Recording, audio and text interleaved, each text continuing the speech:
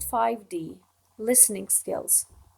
Before you start with listening activities, it is very important to know that this task covers a wide variety of questions, which ask students to listen for the gist, the speaker's opinion, attitude, purpose, feelings, etc., as well as specific facts. When reading the questions, pay attention to the question words used, as they can help you determine what type of question it is. Once you know what to listen for, listen to the whole segment before deciding on your answer. All the distractors will be mentioned, but there is only one right answer. Then you have to be prepared for the task. What words helped you decide? What are the other two questions asking you to listen for? You will have to answer this below. Then you're going to listen to part of an interview with psychologist Martina Williams. Before you listen, check the following words in the word list. We have the underprivileged. The underprivileged, that means the deprived people, the poor and the underprivileged need our help and support. Recession. Economic depression. The bubble bursts. The bubble bursts when a successful period of time suddenly comes to an end. Compound. Compound, to make something worse. Stark. Unpleasant.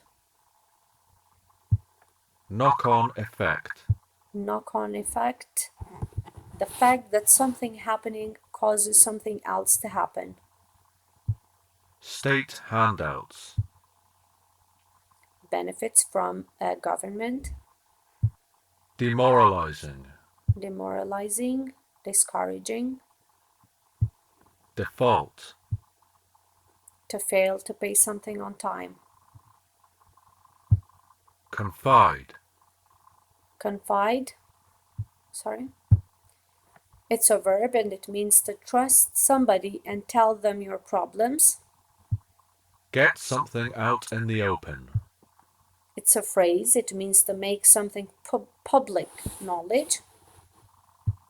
Put something in perspective.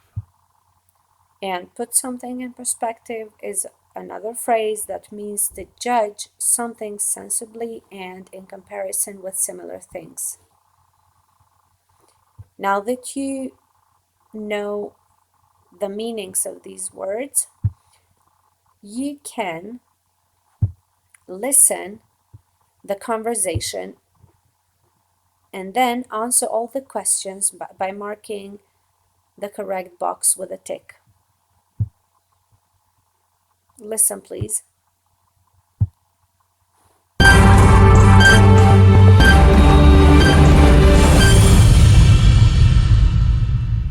Good morning and welcome to World Matters.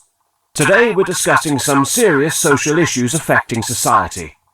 With us in the studio is psychologist and author Martina Williams. Welcome, Martina, and thank you for coming in. It's good to be here.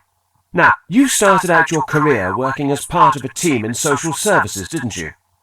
Yes, my first job was as an assistant working on cases of disadvantaged children. I then joined a private practice and volunteered at a local drop-in centre at the weekends, but the call of the underprivileged pulled me back. Social services helps people from all walks of life, so I find my work there extremely rewarding. And we've seen an increase in the number of people from more stable backgrounds seeking assistance. Why is that, do you think? Quite simply, because of the current economic climate. The recession has resulted in a number of people being caught out. They never thought that issues such as poverty would affect them until the bubble burst and they lost their jobs. And at a time when more jobs are being lost than created, a lot of those people haven't managed to get back on their feet. Their dilemma has only been compounded by the fact that the cost of living continues to rise. That's a very stark description of the situation. Well, it is stark. I mean, losing your job is bad enough, but the knock-on effects can be disastrous. Think about it. You go from being a confident, self-sufficient member of society with an active role to play to a person without direction, having to accept state handouts. It can be demoralizing. You can lose your enthusiasm for life, and there can be serious consequences to that. It can wreck marriages and family relationships and lead people into a lot of debt. In the worst-case scenario, people end up defaulting on their mortgage and losing their home. It's actually quite frightening how easy that is. What can people do in that situation? One of the best pieces of advice I can give is to talk to someone. Confiding in a loved one or a stranger like me can be a huge weight off.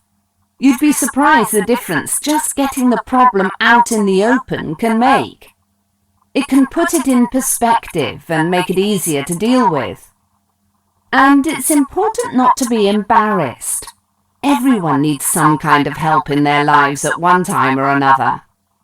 Plus, there are places you can go. There are homeless shelters and charities that can help you find your way. And what can we do to help them? I know some people don't feel right giving their spare change to someone on the streets because they don't know if this is the right thing. And to be honest, there are more meaningful ways you can help. Donating to a homeless charity is a good start, and it doesn't have to be money. Some of those charities are desperate for volunteers.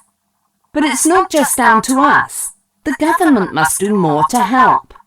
Investment in new job training schemes and counselling to help homeless people to believe in themselves again would go a long way. Your new book, The Road to Recovery, has some helpful tips on how to avoid the worst-case scenario of debt and ways to lift yourself out of a hole.